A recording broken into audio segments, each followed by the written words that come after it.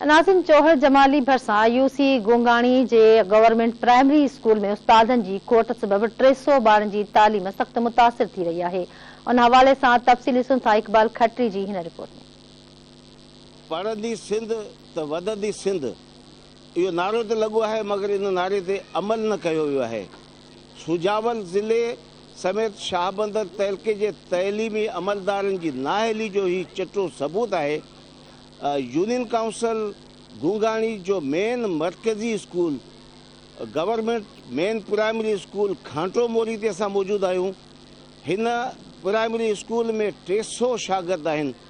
इन्हनि 300 शागिर्दनि खे पढ़ाइण जे लाइ तइलीम खाते तरफ़ां सिर्फ़ हिकु उस्ताद मुक़ररु कयो वियो आहे। 300 ॿारनि ते हिकु उस्ताद इन्हनि खे कहिड़े नमूने सां इल्मु ॾेई सघंदो, तालीम ॾेई सघंदो ऐं इन्हनि ॿारनि खे संभाले सघंदो। इन सॼे सूरतहाल जे हवाले सां अचो त हिते उस्ताद समेत शागिर्दनि ऐं ॻोठाणनि वालिदेन सां ॻाल्हायूं त वधीक उन्हनि जो छा चवणु आहे। अचूं था, असां मास्तर कोन्हे, हिकिड़ो मास्तर असांजे क्लास में आहिनि, ॿार जजा आहिनि, असांखे मास्तर खपे था। पढ़ण जो शौक़ु आहे, असांखे उस्ताद पढ़ण जो शौक़ु आहे, असांखे मास्तर खपनि था। और परे खां अचूं था थी असांखे वटि मास्तर खपनि। 3-4 किलोमीटर पंध करे अचूं था। हिते शागिर्द जाम आहिनि, उस्ताद हिकिड़ो आहे, सही पढ़ाई कोन थी थिए। असांजी महिरबानी करे जाम उस्ताद ख़ुशी था पढ़णु अचूं था, परे परे खां असांखे उस्ताद जी ज़रूरत आहे। यूनियन काउंसिल गोंगाणी जो असांजो मेन स्कूल आहे गवर्नमेंट प्राइमरी स्कूल खांटो मोरी, उनजो आउं हेड आहियां।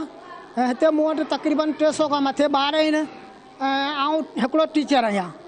हिते जेको त मूं बार बार ऑफिसरनि खे चयो आहे, असांजे टियो साहिब खे चयो आहे, असांजे डिस्ट्रिक्ट ज़िले ऑफिसर खे चयो आहे, पर को बि असांखे टीचर ॾियण लाइ तयारु न आहे। असांजा ख़ुदि हिते ॿार पढ़नि था, असीं रोज़ मास्तरनि खां पुछूं था ऐं मास्तर चवंदा त असांखे उस्ताद मिलनि कोन था। हिकिड़ो उस्ताद 300 ॿार पढ़ाए थो, उहो छा पढ़ाईंदो? 300 खां मथे ॿारनि ऐं असांजो उस्ताद हिकिड़ो आहे, पढ़ाई सही नथी थी सघे, ॿार जरा ठला अचनि था और ठला वञनि था। नियाणी जो काफ़ी तइदाद आहे खांटे मोरी स्कूल ते। असां हुकूमत वारनि खां मुतालबो था करियूं त असांखे हिकु लेडी टीचर बि ॾिनी वञे। तइलीम खाते में 9 उस्ताद भर्ती कया विया आहिनि। उन्हनि जे बावजूद बि हिन मरकज़ी स्कूल में उस्ताद मुक़ररु न करणु इहा हितां जे नियाणियुनि सां, शागिर्दनि सां ऐं ॿारनि सां ऐं ॻोठाणनि सां नाइंसाफ़ी आहे।